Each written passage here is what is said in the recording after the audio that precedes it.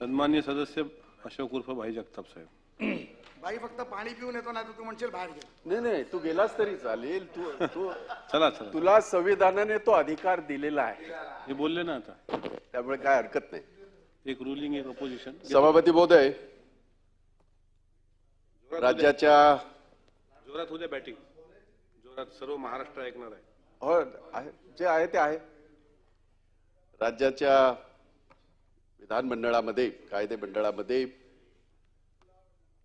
हा देश ज्या दस्तऐवज ज्याला म्हणतो आपण, हा देश ज्या मूलभूत तत्वांवर चालतो, तुमचं आमचं जीवन, तुमचं आमचं अस्तित्व या संविधानामुळे जे व्यापलेलं आहे, त्या संविधानाचे निर्माते महामानव भारतरत्न डॉक्टर बाबासाहेब आंबेडकर यांना सर्वात प्रथम नमन करतो. आणि या देशाच्या या संविधानाची सुरुवातच मुळात आम्ही भारतीय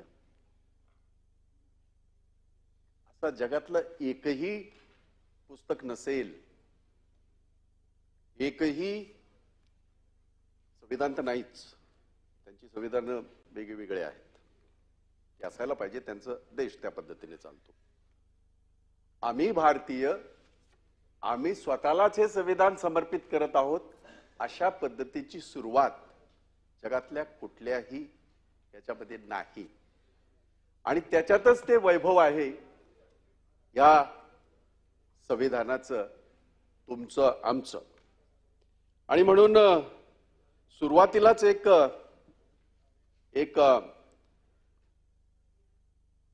शेर आहे, अर्ज कर रहा हूं.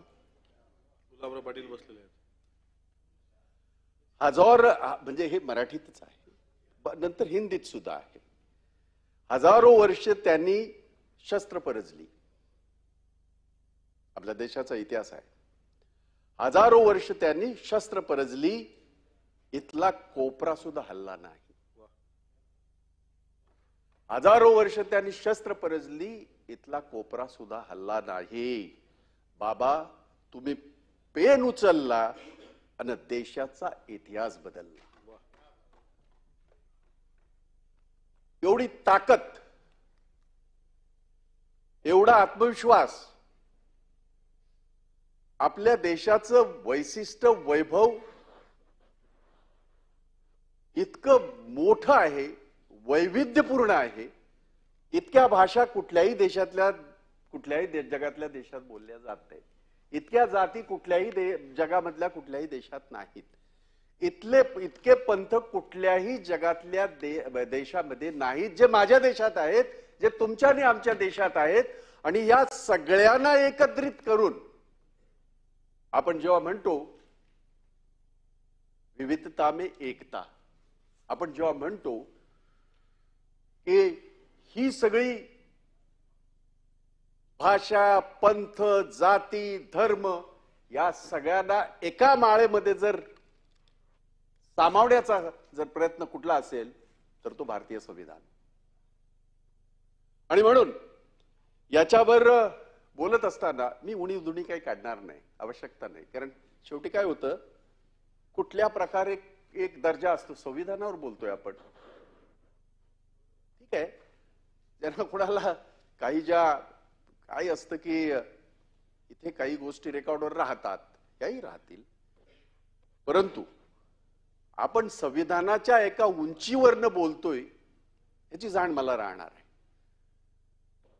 अर्थात त्याचे काही रेफरन्स येताना काही राजकीय भाष्य व्हायलाच पाहिजे. त्याचं कारणच मुळात असं आहे की आपलं संविधान जगातलं सगळ्यात मोठं संविधान आपलं संविधान आहे, आणि जगातलं सगळ्यात छोटं संविधान हे अमेरिकेचं आहे.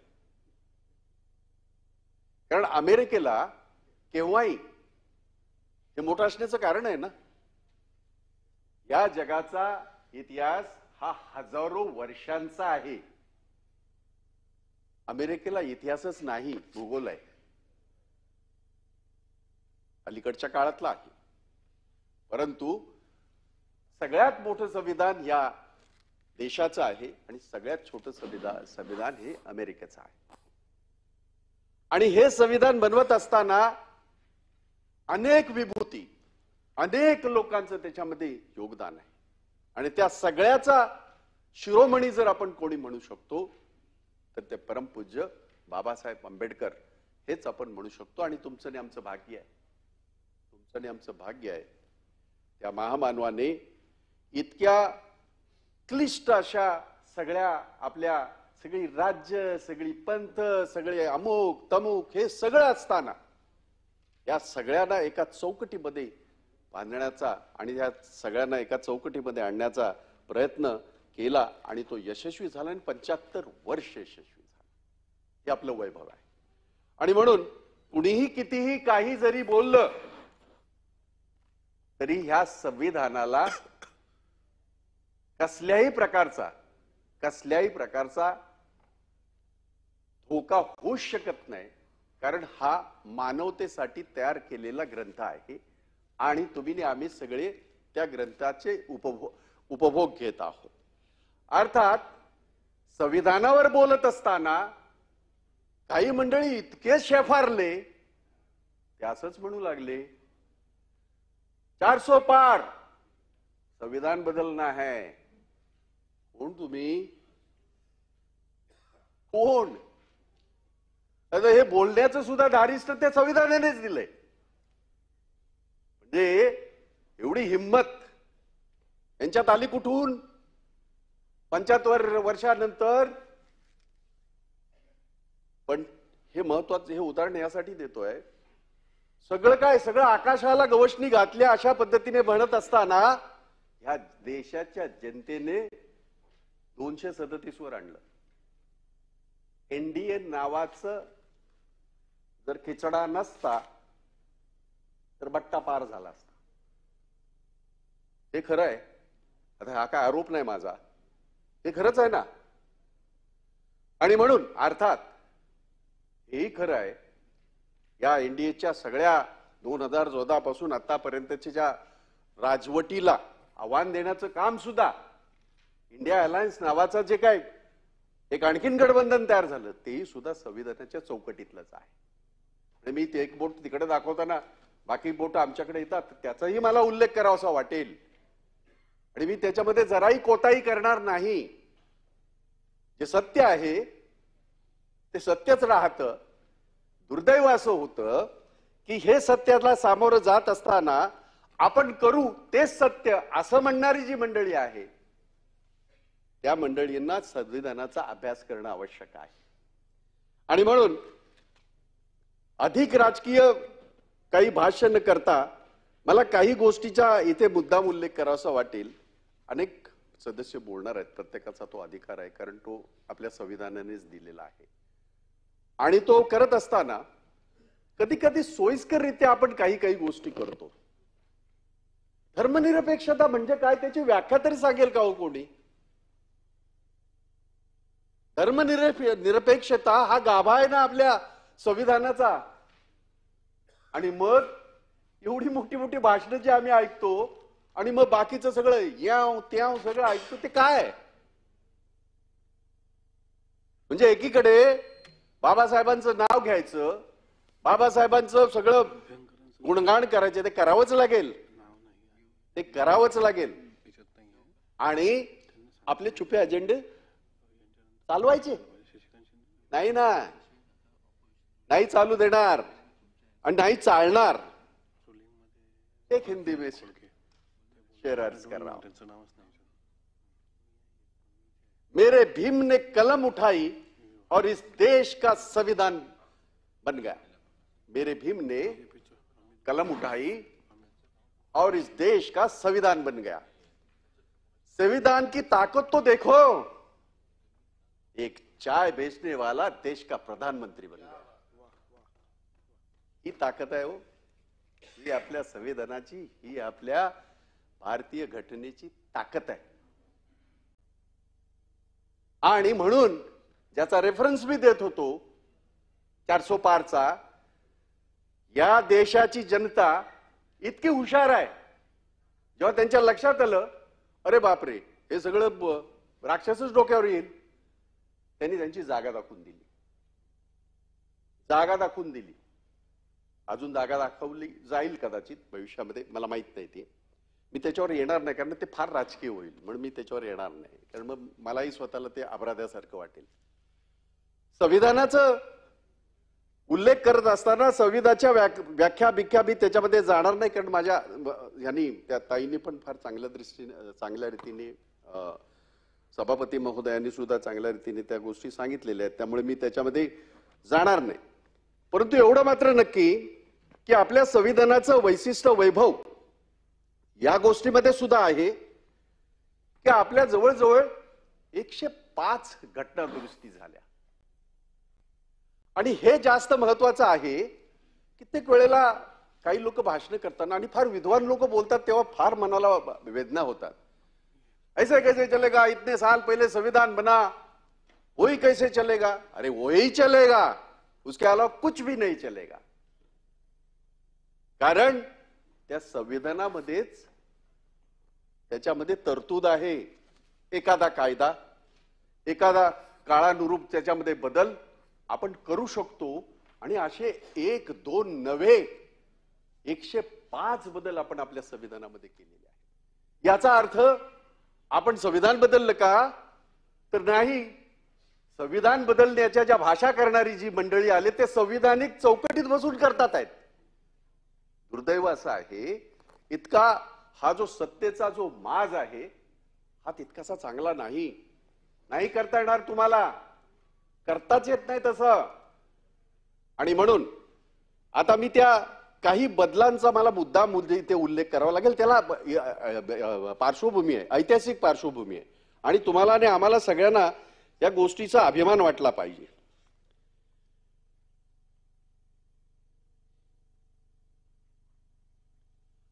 आपल्याकडे आपण सर्रासपणे काही कलम आपण बोलतो आणि ती आवश्यक सुद्धा आहेत. अभिव्यक्ती स्वातंत्र्याचं कलम आपण बोलतो आणि तो आत्मा आहे आपल्या याचा संविधानाचा.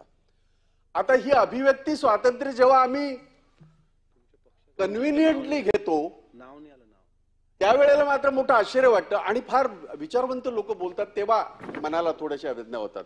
हे मी माझ्या मनातलं सांगतोय.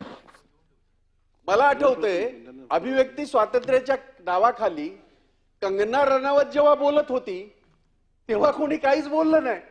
तेव्हा असं सांगण्यात आलं अभिव्यक्ती स्वातंत्र्य आहे, ही कलाकार आहे, घटनेचा अधिकार आहे.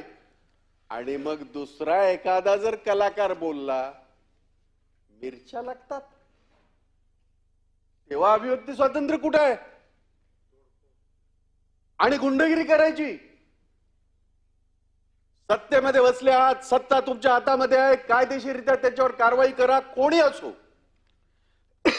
4 गुंड पाठवून 10 गुंड पाठवून तोडफोड करायची आणि परत एकदा सांगायचं अभिव्यक्ती स्वातंत्र्य आहे. हा कसला डुप्लिकेटपणा. आणि म्हणून अभिव्यक्ती स्वातंत्र्याची व्याख्या सुस्पष्ट आहे. ती करण्याची आवश्यकताच नाही कुणी. आणि ती आम्हा सगळ्यांना माहिती आहे. म्हणजे मला काय त्यातलं जास्त कळतंय, तुम्हाला काय त्यातलं कळत नाही असा माझा अजिबात दावा नाही किंवा माझा आविर्भाव सुद्धा तसा नाही.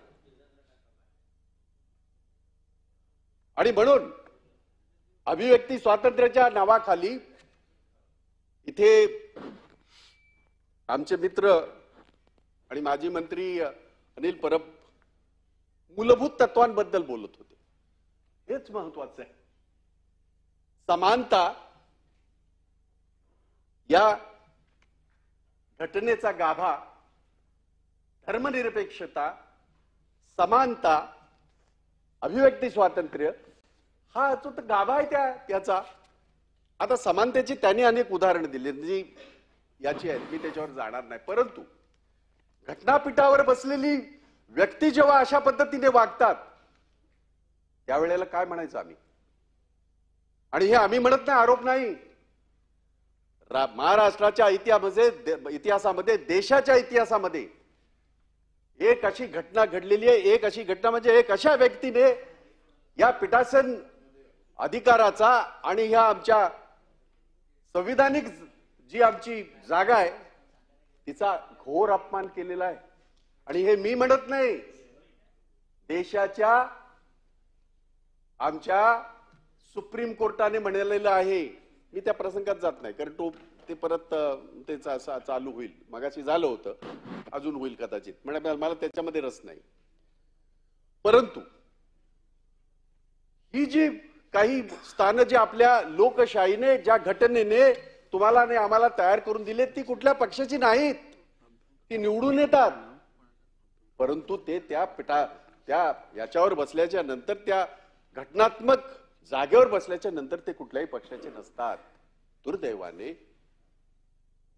म्हणजे गव्हर्नर सारखं पद भूषवणाऱ्या त्यांनी काय काय प्रकारने प्रताप दाखवले. म्हणजे मला त्या दिवशी तर खरं तर मनात इतकं वाईट वाटलं, रडू यायचं थांबलं होतं. रडू येणं म्हणजे हार नव्हे, इमोशन्स. ज्या स्थानावर आमचे गव्हर्नर बसतात त्या स्थानावर काही मंडळी असे बाजूला उभे राहून फोटो काढतात. तिथे मुलांचे बर्थडे साजरे होतात. छान केळसवाणं. आणि ज्या पद्धतीने त्यांचा या सगळ्या प्रक्रियेमध्ये त्यांनी या प्रक्रियेचं सगळं संविधानिक प्रक्रियेचा बट्ट्याबोळ केला, त्याच्यावर ताशेरे देशाच्या सुप्रीम कोर्टाने पाडले. आम्ही म्हणतच होतो, आमच्या अंगावर यायचे, या तुम्ही अंगावर, काहीच हरकत नाही, तोही तुम्हाला अधिकार दिलेला आहे. परंतु संविधानाची शिंग आहेत आमच्याकडं, शिंगावर घेऊ. अजिबात कुणाला त्या बाबतीमध्ये कुणाची पर्वा करण्याचं काही कारण नाही. आणि म्हणून आपल्या घटनेचा जो गाभा आहे तो सर्वधर्म समभावाचा गाभा आहे, समानतेचा गाभा आहे, अभिव्यक्ती स्वातंत्र्याचा गाभा आहे. ह्याची जाण आमच्यापैकी प्रत्येकाला असली, माझ्यासहित. काही कलम महत्वाची आहेत ज्याच्यामध्ये आपण अमेंडमेंट केली, ज्याच्यामध्ये आपण जे बदल केले आणि जे काळानुरूप अतिशय महत्वाचं आहे. हे सांगण्याचा एकच उद्दिष्ट आहे, जो आपला अस्तित्वाचं जे प्रमाण आहे, जी आमची घटना आहे, त्याच्या बाबतीमध्ये नका बोलू, बदल करा. त्याच्यामध्ये बदल करण्याचे अधिकार आपल्याला आहेतच ना.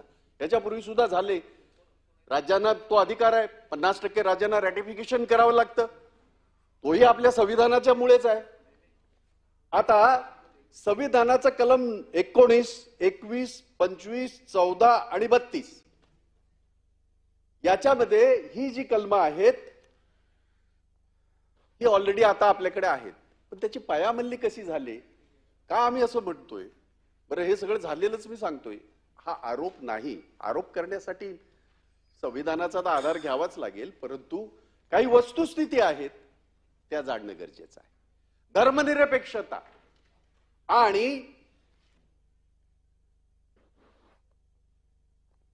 ALT न्यूज चे सहसंस्थापक मोहम्मद जुबैर यांनी 2018 मध्ये केलेल्या ट्विटवर धार्मिक भावना दुखावल्याचा आरोप ठेवत त्यांना अटक करण्यात आली. आता आपल्याला हे जाणणं गरजेचं आहे, ही 2022 सालाची ही घटना आहे. घटनात्मक पायामल्ली काय आहे नेमकी? मी काय आरोप करतोय म्हणून नव्हे. अभिव्यक्ती स्वातंत्र्यावर अन्यायकारक बंधन कोर्टाने नंतर सुटका केली व अटकेची गरज नव्हती असं कोर्टानेच सांगितलं. म्हणजे हे कोणी काही काँग्रेसच्या कुठल्या नेत्याने, महाविकास आघाडीच्या कुठल्या नेत्याने म्हटलं असतं तर ते नेहमीप्रमाणे ते आलं असतं. पण कोर्टाचं हे ऑब्झर्वेशन आहे, कोर्टाने हे स्ट्रिक्चर्स पास केलेले. जशी महाराष्ट्राच्या तत्कालीन गव्हर्नरवर सुप्रीम कोर्टाने जी स्ट्रिक्चर्स पास केली तशीच स्ट्रिक्चर्स यावेळेला सुद्धा पास केली. 2023 मध्ये सरकार विरोधी बातम्या दिल्याबद्दल पत्रकारांवर गुन्हे दाखल करण्यात आले. आता तिथे कर्नाटकामध्ये आमचं सरकार आहे, तेव्हा नव्हतं, पण आमच्या वेळेला ही घटना झालेल्या आहेत. हे मला प्रांजळपणे कबूल कराव्या लागतील. पत्रकारितेवरील दबाव आणि भयाचं वातावरण हे लोकशाहीसाठी धोका आहे, आपल्या संविधानामध्ये आहे. अर्थात आपल्या महाराष्ट्रामध्ये सुद्धा अशा अनेक वेळेला घटना घडलेल्या आहेत आणि कित्येक वेळेला पत्रकार आणि राजकारणी असतील, पत्रकार आणि इतर सगळ्या काही गोष्टी असतील, हा जो लपंडाव म्हणा किंवा लुकाछुपीचा खेळ हा अनेक वेळेला झाला आहे. मला या गोष्टीचा उल्लेख करताना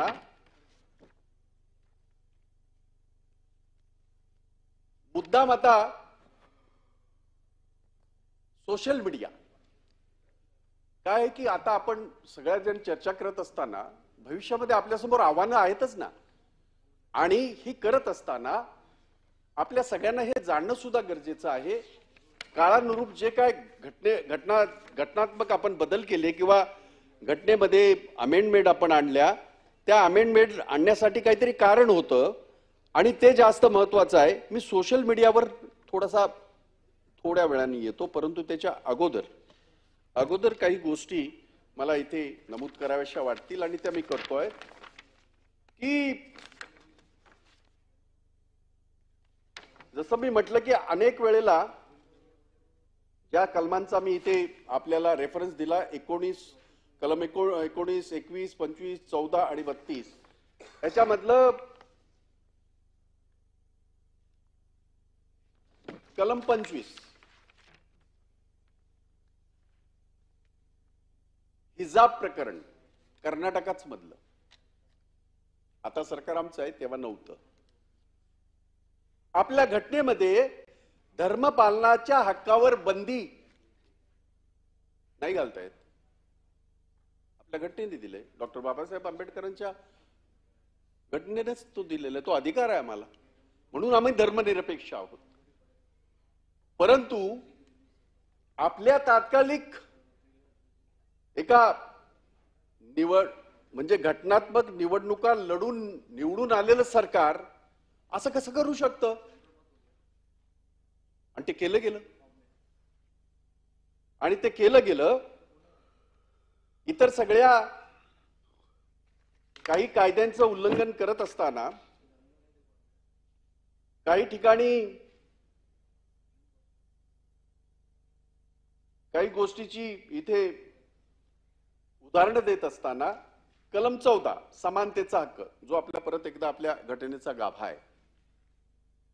दलित मुलांवर अत्याचार न्याय मिळवण्यासाठी त्यांना जे होणारे अडथळे हे आपल्या महाराष्ट्रात सुद्धा कमी अधिक प्रमाणात होते, जास्त लांब जाण्याची गरजच नाही. यूपी बिहार मध्ये तर काही सांगताच कामा नाही. परंतु सामाजिक भेदभाव कायम, कायदा समानतेचा लागू होत नाही. म्हणजे सामाजिक भेदभाव आम्ही इकडे सांगायचं समानता, आणि मात्र तिथे करत असताना ह्या गोष्टी पाळायच्या नाहीत. घटनेने आपलं समाज कल्याण खातं असेल किंवा हा विभाग असेल, घटनेने आपल्या याच्यामध्ये आपल्या बजेटमध्ये ठराविक पर्सेंटेज हे आपल्याला राखूनच ठेवायला लागतात त्यांच्या याच्याप्रमाणे, लोकसंख्येप्रमाणे. मला आठवत नाही गेल्या ह्या 5-7 वर्षामध्ये याच्यामध्ये असं काय झालंय. उलट विद्यार्थ्यांच्या शिष्यवृत्त्याचे पैसे नाहीत, अजूनही नाहीत. 1 वर्षाच्या अजूनही विद्यार्थ्यांच्या शिष्यवृत्त्या दिलेल्या नाहीत. मुलींच्या मोफत शिक्षणाचा बोजवारा तर आहेच आहे, पण ते बजेट मधले तिथले पैसे काढून इतर लोक लुभावण्या योजना आणायला काहीच हरकत नाही. आपल्याकडे साधं म्हणणं आहे की अंतरून बघून आपण पाय पसरायला पाहिजे. शेजाऱ्याकडनं उष्ण घेऊन दिवाळी नाही करता येत. एखाद्या वेळेला साखर आणणं, एखाद्या वेळेला आणणं, पाहुणा आला ते झालं, पण दिवाळी करता येत नाही. दुर्दैवाने हे कुठलं घटनात्मक आहे, कुठल्या घटनेच्या चौकटीतलं आहे, हा माझा प्रश्न आहे. आणि म्हणून अनेक कलमांच्या बाबतीमध्ये इथे उल्लेख करत असताना आणि मी इथे बोलत असताना कलम 32 घटनेतलं इथे यांनी उल्लेख केला होता. अनिल परबांनी, आणि तो खरा होता. मी त्या राजकारणात जात नाही, कृपया तसं आपण समजू नका, कारण त्या घटना घडलेल्या आहेत. शेकडो याचिका आमच्या सुप्रीम कोर्टामध्ये आहेत. आता त्याचा क्रम पण असतो ना, काही वेळेला एखाद्या गोष्टीचं प्रायोरिटी, त्याला आपण हे म्हणतो प्राथमिकता कुठल्या ह्याला द्यायला पाहिजे. एखादी घटना घडत असेल, एखादी कॅलॅमिटी घडत असेल, एखादं जर वाईट प्रसंग घडत असेल, एखादा जर समजा दुर्दैवी हल्ला होत असेल, तर अशा वेळेला आपल्याला तात्काळ त्याच्यावर निर्णय घेणं गरजेचं आहे. जे अभिप्रेत आहे आपल्या घटनेनुसार अभिप्रेत आहे. म्हणजे पक्ष फुटले, सत्तांतर झालं, वगैरे वगैरे सगळं झालं, अजूनही त्याचा निर्णय नाही. एक गोष्ट मला कळलीच नाही, सुप्रीम कोर्टाने त्यांच्या निदर्शनामध्ये आलेलं स्पष्टपणे नमूद केलेलं आहे की ह्या पक्ष फुटीबद्दल किंवा पक्ष फोडण्याबद्दल एक गोष्ट त्याने प्रामुख्याने नमूद केले, त्या पक्षाचा जो व्हीप आहे त्याने काढलेला व्हीप हा बेकायदेशीर आहे. पुढचा विषय संपतो ना. जर ती व्हीपच बेकायदेशीर आहे तर पुढच्या सगळ्या घटना बेकायदेशीर आहेत. मग कशाच्या आधारावर पुढचं काय? पुढचा तर अजूनपर्यंत निर्णय आला नाही. म्हणजे मला याही गोष्टीचं आश्चर्य वाटतंय, इकडे घटनेच्या बाबतीमध्ये डॉक्टर बाबासाहेब आंबेडकरांचा उदो करायचा, भाषणं करायची, आणि घटनेमधली कलमं जी आहेत, जी की जो गाभा आहे लोकशाहीचा, तो मानायचाच नाही. कशाच्या जीवावर? सत्तेच्या जीवावर. सत्तेचा जो असा माज जो आहे डोक्यामध्ये, त्याच्याने त्याचा आणि घटनेचा काही संबंध नाही. घटनेची चौकट की तुम्ही तिकडे असाल, आम्ही इकडे असो, कोणी कुठे असो. एक उदाहरण तिथे प्रसादने उल्लेख केला इंदिरा गांधींचा, आणि त्याने योग्यरित्या केला. परंतु आपल्याला एक साधारण आपल्या देशभरामध्ये ती चर्चा नेहमी व्हायची आणि होती, अजूनही काही लोक करतील सुद्धा, उत्तरामध्ये येईल ते कदाचित, म्हणून आताच सांगून देतो. इमर्जन्सीचं समर्थन कोणीच केलं नाही. किंबहुना देशाच्या संसदेमध्ये काँग्रेस पक्षाने सपशेल माफी मागितलेली आहे. हा इतिहास आहे. कधी? कारण घटनेचं त्यावेळेला पूर्णतः तंतोतंत पालन केलं गेलं. कशा अर्थाने? ज्या वेळेला अभिव्यक्ती स्वातंत्र्यावर गदा आली, अभिव्यक्ती स्वातंत्र्यावर हल्ला झाला नाही, जनतेने सुद्धा जागा दाखवून दिली आणि काँग्रेसने सुद्धा ही गोष्ट मान्य केली. मान्य करा ना एखादी गोष्ट. जर आपल्या एखाद्या कृतीने, आपल्या एखाद्या चुकीच्या कृतीने जर काही चुकीचं घडत असेल, मान्य करा ना. नाही, पण असं नाही. आणि मग एकीकडे उदाहरण दिलं जातं की अमुक झालं, तमुक झालं, आणि जी आपल्याकडे एक्झिक्युटिव्ह जी आहे, 4 स्तंभामधला एक्झिक्युटिव्ह हा त्यातला स्तंभ आहे, त्याच्यामध्येच निवडणूक आयोग येतो.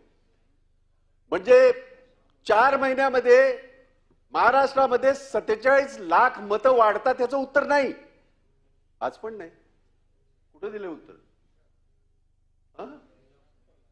नाही, महाराष्ट्रात 47 लाख झाली, महाराष्ट्रामध्ये 47 लाख झाली. म्हणजे आम्ही काय बोललो की ते म्हणे काय ते आता हरले, लोकांनी आता हरवलंय. ठीक आहे, लोकांनी हरवलंय असं जर तुम्हाला वाटत असेल, तुम्ही त्या भ्रमात राहा. मग लोकशाहीच्या या स्तंभाने त्याचं कर्तव्य केलं नाही आणि मग त्याच्यावर आम्ही टीका केली. माझ्यावर खूप टीका झाली आणि मीच टीका केली होती ती निवडणूक आयोगावर. आमचा अधिकार आहे तो, आमचा अधिकार आहे तो. त्याचं उत्तर गोलमोल. 4 महिन्यामध्ये दिवस किती? 122, 123. इतकी नोंद कशी होऊ शकते? लोकशाहीमध्ये तुम्हाला आणि आम्हाला ही अपेक्षा होती की त्याचं उत्तर आलं पाहिजे, चांगलं वाईट जे काय असेल ते. नाही. आणि मग आपण लोकांनीच आम्हाला इतकं मोठं यश दिलंय आणि तुम्हाला त्याचं वाईट वाटतंय, असं जे काय वल्गना केली जाते ती होऊ नये असं मला मनापासून वाटतं. आणि त्यामुळे घटनात्मक काही जे बदल आपल्याकडे घटनेतली 73वी आणि 74वी घटना दुरुस्ती ही सगळ्यात जास्त सगळ्यांना माहिती आहे. त्याचं कारणच मुळात असं, ज्याचा ताईंनी उल्लेख केला आणि ते खरं आहे, की महिलांना रिझर्वेशनचा जो मुद्दा आला स्थानिक स्वराज्य संस्थेमध्ये, आम्ही तर त्याच्या पुढे जाऊन आम्ही म्हणजे हा UPA 1 मध्येच हा ठराव मांडण्यात आला की महिलांना 50% नाही याच्यामध्ये आपल्या स्थानिक स्वराज्य संस्थेत आहेच आहे. तो तर त्याच वेळेला झाला. ती घटना दुरुस्ती जी झाली त्यावेळेला झाली, ती काँग्रेसच्याच काळात झाली, दुसरी कोणी केली नाही. आणि ठराव जो झाला तो UPA 1 मध्ये 33% आरक्षण याच्यामध्ये आपल्या विधानसभेमध्ये आणि लोकसभेमध्ये सुद्धा असावं असा ठराव काँग्रेसनेच केला. त्याला विरोध कुणी केला जरा सांगा बघू. घटनेचं म्हणत असताना, इकडे भीमगर्जना करत असताना अगदी असंच चित्र तयार केलं जातंय की भारत स्वातंत्र्य 2014 नंतरच झाला. म्हणजे 1947 साली लाखो लोकांनी जे प्राणाची आहुती दिली आणि ते ज्या वेळेला जे लोक तिथे इंग्रजांचे तळवे चाटत होते, इंग्रजांची मुखबुरी करत होते, 1942 साली चले जाव चळवळ जी स्वातंत्र्याची शेवटचं एवढं मोठं आंदोलन आणि हे आंदोलन चिरडून काढा असं सांगत होते, ते आम्हाला सांगतात आहेत 2014 पासून भारत स्वातंत्र्य झाला. वा वा वा वा. 2014ला घटना पण लिहिली गेली नाही असं म्हटलं नाही. हे आमचं नशीब 140 कोटी भारतीयांचं. आणि म्हणून आम्ही जागा बदलत जातील, बेंचच्या तिकडे असाल इकडे असाल, पण हे सदन, ही जी मंदिरं आहेत, न्यायाची मंदिरं, देशाची संसद असेल, राज्यातलं आमचं हे असेल, विधानसभा असेल, विधान परिषद असेल, इथे काही आमचे सहकारी फार चिडले होते विधान परिषदेच्या बाबतीत आणि योग्य होतं तुमचं म्हणणं, योग्य. असं कोण हे ठरवणार आहे? काय आपली अक्कल फार नका पाजरू यार. आणि जे काय समजा तुम्हाला करायचं असेल तसं करा. एकदा इथे एका मंत्र्याने बोललो होतो, आम्ही सगळे उठलो होतो आणि आम्ही फार चिडलो होतो त्यांच्यावर. आम्ही तात्काळ बोललो होतो, तुम्ही होतात तेव्हा मला वाटतं, आम्ही तात्काळ बोललो होतो बंद करा, करूनच दाखवा. इतकं असतं का हो सोपं? सत्तेचा इतका माज, प्रथा परंपरा करत असताना, प्रथा परंपराचा अभ्यास करत असताना किंवा ते बोलत असताना ह्या सगळ्या गोष्टी ह्या फक्त आणि फक्त घटनेच्या चौकटीतच असल्या पाहिजेत, तरच त्या प्रथा परंपरांना पुढे महत्व आहे. नाही तर प्रथा परंपराचं काहीच उद्या जर हे करायला गेलं तर तसं होत नाही. आणखीन एक आपली अमेंडमेंट झाली आणि ती त्यावेळेचे तत्कालीन पंतप्रधान राजीव गांधींनी केली. 18 वर्षाच्या मुलांना मतदानाचा अधिकार, आणि हा तरुण हा देशाच्या मुख्य प्रवाहात आला पाहिजे.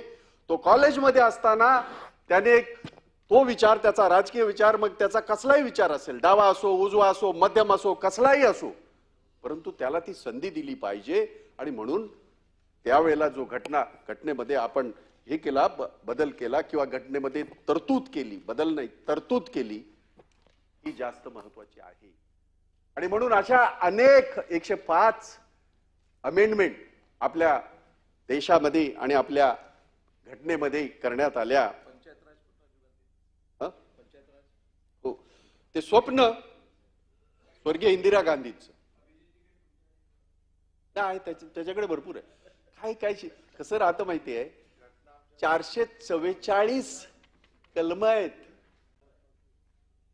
मी तर बोललेलो आपले 7-8च बोललो, फार तर मी 15-20 बोलू शकेन. हे केवढं तरी बोलता येईल.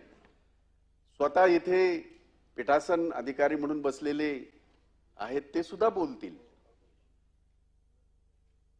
कारण कारण ते सुद्धा घटनेच्या चौकटीत राहून घटनेचे उपासक आणि चिंतक. आम्हाला चिंता आहे. हे असले काही बडबडणारे बडवू द्या. घटना बदलायची आहे, बदलून तर दाखव. नुसतं करून तर करण्याचा तर प्रयत्न करा.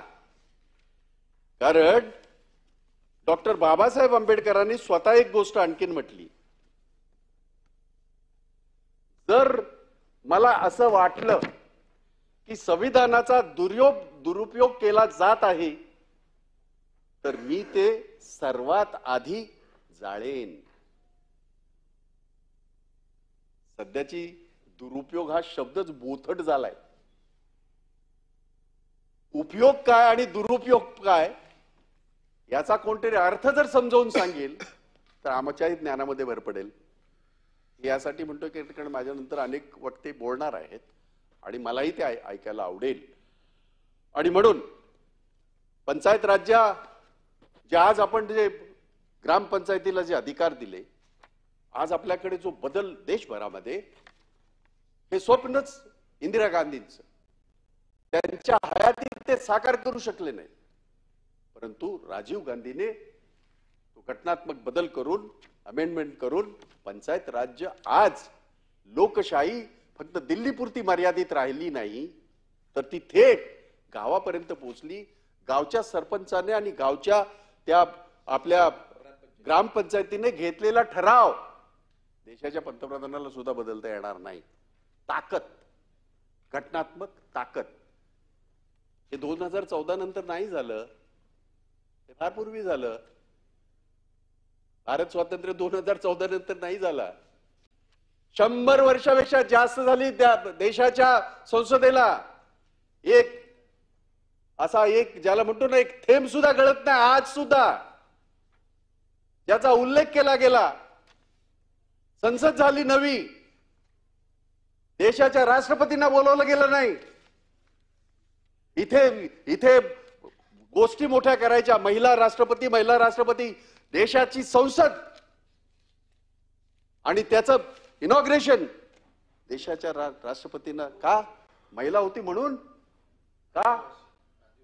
कशाचे? आदिवासी होती म्हणून. आणि संसदेचं उद्घाटन झालं आणि 3-4 महिन्याने पाऊस पडला. अरे बदा बदा बदा बदा पाणी चाललं ना सगळं. काय सांगताय? अजून जाऊन बसा त्या संसदेत जुन्या, एक पाण्याचा थेंब पडणार नाही. चांगल्या गोष्टीचं स्वागत करू, अधिक चांगलं बनवा, मोठं बनवा. हो, ही गोष्ट खरी आहे. जात न्याय गणना ही झालीच पाहिजे. और तुम्ही पुढचं का बोलताय? 2011 सालीला जात न्याय झालेल्या गणनेचा का स्वीकारत नाही हे तरी आम्हाला सांगा. ते नाही केलं. 2011ला जात गणना झाली, आम्ही त्या दृष्टीने केली होती. देशाच्या लोकांना कळू द्या, ओबीसी समाजाला कळू द्या आम्ही किती आहोत, इतर घटकांना कळू द्या, आमच्या आदिवासींना कळू द्या, आमच्या इतर सगळ्या समाज घटकांना कळू द्या की आम्ही किती आहोत आणि आमची भागीदारी किती आहे. आत्ता गोष्टी करताय तुम्ही. 2029ला तिकडे जागा वाढणार आहेत नाही, इथे जागा वाढणार. कशा वाढतील? तुम्ही होऊच देणार नाही. आणि म्हणून इथे वारेमाप बोलायचं. कायद्याच्या गोष्टी ज्या आहेत, कायद्याच्या किंवा घटनात्मक ज्या गोष्टी आहेत, ह्या घटनात्मक गोष्टींना कुठेतरी मूठमाती देण्याचा प्रयत्न करायचा, असं नका करू. घटनेची चर्चा होत असताना आपल्या देशाची ही घटना अनेक 75 वर्ष झाली, अजून 75 वर्ष, अजून 500 वर्ष, अजून हजारो वर्ष ती टिकेल. याच्यासाठी काही संदर्भ आणि याच्यासाठी काही सुधारणा जर असतील तर त्या आपल्याला द्यायला काहीच हरकत नाही. माझ्यासारख्या एक सर्वसामान्य कार्यकर्त्याला, माझ्यासारख्या एका सर्वसामान्य या देशाच्या नागरिकाला विचाराल तर होय, आपल्या लोकशाहीची 4 जे स्तंभ आहेत, या स्तंभांच्या बाबतीमध्ये, त्यांच्या कार्यपद्धती बाबतीमध्ये पुनर्विचार होणं गरजेचं आहे. नाही असं चालणार. ज्या घटनेमुळे एखाद्या राज्याचा चेहरा मोहरा बदलणार आहे, एखाद्या पक्षाचा चेहरा मोहरा बदलणार आहे, एखाद्या देशाचा चेहरा मोहरा बदलणार आहे. अशा घटना तात्काळ त्याच्यावर निर्णय झालाच पाहिजे, असं घटनेत आहे, पण ते पाळलं जात नाही. एक्झिक्युटिव्हच्या बाबतीमध्ये आपण म्हणतो एक्झिक्युटिव्ह झालं, आपण निवडून येणारे झालो, तिकडे आपली न्याय व्यवस्था झाली आणि पत्रकारिता झाली. पत्रकारिता म्हणजे वा वा माशाल्लाह क्या बात आहे. अलीकडे दुर्दैव असं आहे, लोकशाहीचं वैभव कशामध्ये तुम्ही आम्ही मांडतो, तुम्ही आम्ही कसे आलो इथपर्यंत, कारण ती लोकशाही फार गावापर्यंत आली. म्हणून आम्ही ग्रामपंचायतीत निवडून येतो, पंचायत समितीत येतो, जिल्हा परिषदेमध्ये येतो, आमदार बनतो, खासदार बनतो. आता कसं चाललंय, लोकशाहीचा अर्थ असा होतो सत्तेचं विकेंद्रीकरण. आज काय चाललंय, सत्तेचं केंद्रीकरण. म्हणजे दुर्दैव आपल्या देशाचं आहे, आपल्या देशामध्ये 1,000-1,500 चॅनल आहेत. त्याच्यापैकी एक उद्योगपती मित्रोंचा उद्योगपती मित्र याने 554 चॅनल खरेदी केलेली आहेत. दुसरा मित्र त्याने जवळजवळ 348 चॅनल खरेदी केलेले आहेत. ही मुलं मी जेव्हा पाहतो, मी गेली अनेक वर्ष पाहतोय, ही बिचारी धावपळ करतात, काही ना काहीतरी एखादी घटना आहे त्याच्या मुळाशी जातात, ते सगळं काढतात, शोधून काढतात. हे पत्रकार आहेत ते लिहितात, परंतु हे आता ठरवलं कुठे जातंय, तिकडे ऑफिसमध्ये. एखादी गोष्ट आता सुरू झाली, अधिवेशनाच्या काळात तुम्ही अनुभवलं असेल की आपण आंदोलन करत होतो पायऱ्यावर आणि ह्यांना उघडं पाडत होतो मुद्द्यांवर. त्या 1, 2, 3, 4 हे झाल्या बातम्यांच्या, जसं अर्ध्या तासाच्या बातम्या असतात, फोन बंद करो उसको, नाही चलना चाहिए, बंद. आणि मग चालतं काय दिवसभर हे सगळं. 2014च्या नंतरच भारत ताकदवर झालं. कसा ताकदवर झाला, एका माणसाने ताकदवर होतो का लोकशाहीमध्ये? लोकशाही कधीही सत्ता केंद्रित होण्याचं ब्रीद देत नाही. लोकशाही ही लोकांपर्यंत ती सत्ता जाण्याचं मार्ग दाखवते. आमच्या देशामध्ये 2014 पासून उलटी गंगा सुरू झाली. अख्ख्या देशाचा पैसा ठराविक लोकांकडे यावा, म्हणजे इथे ईस्ट इंडिया कंपनीला शिव्या द्यायच्या आणि त्या दिल्याच पाहिजेत, कारण त्या हरामखोराने आमच्यावर राज्य केलेलं आहे. ह्या आता दुसऱ्या ईस्ट इंडिया कंपन्या तयार करताय का? गरीबाचा, सर्वसामान्याचा सगळी ताकद काही ठराविक लोकांच्या हातामध्ये देऊन तुम्ही काय करायचं ठरवलेलं आहे. पण तरी सुद्धा आम्ही अजिबात निराशावादी नाही. हे सगळं जरी तुम्ही केलं तरी माझ्या घटनेने, डॉक्टर बाबासाहेब आंबेडकरांच्या घटनेने आम्हाला ताकद दिले, आम्हाला अधिकार दिलाय आणि त्या अधिकाराच्या अधीन राहून आम्ही त्याचा संघर्ष करू आणि आमची घटना अबाधित ठेवू आणि आमची लोकशाही अबाधित ठेवू. एवढंच सांगतो आणि थांबतो. जय हिंद, जय महाराष्ट्र, जय भीम. क्या बात है, मस्त.